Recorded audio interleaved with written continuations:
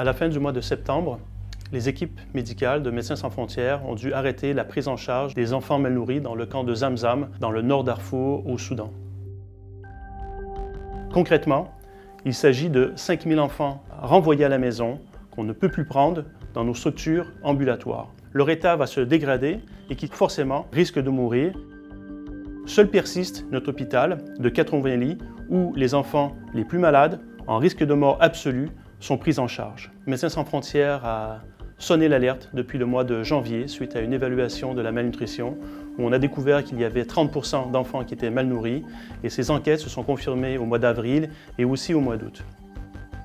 Aujourd'hui, faute d'approvisionnement de nos équipes et de nos structures à Zamzam, puisque le camp est encerclé par les combats, nos équipes ont dû arrêter leur activité. Et donc on a besoin de relancer les actions, d'une chaîne d'approvisionnement massive qui permet d'envoyer des dizaines, voire des centaines de camions remplis d'assistance humanitaire vers le camp de Zamzam. IPC, qui est la référence mondiale en termes d'analyse des situations de crise alimentaire, a déclaré la famine au mois d'août. Depuis, seuls quelques camions sont arrivés à Zamzam. Un peu de produits nutritionnels, quelques médicaments, mais c'est loin d'être suffisant.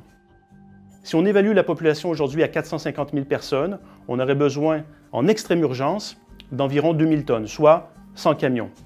On voit que les parties au conflit reconnaissent la gravité de la situation et commencent à laisser les camions arriver. Toutefois, ces quantités sont insuffisantes. Médecins sans frontières appelle les différents acteurs, les États, les alliés des parties au conflit, des forces de soutien rapide, des forces armées soudanaises, des forces conjointes, pour faciliter l'approvisionnement sur ces camps.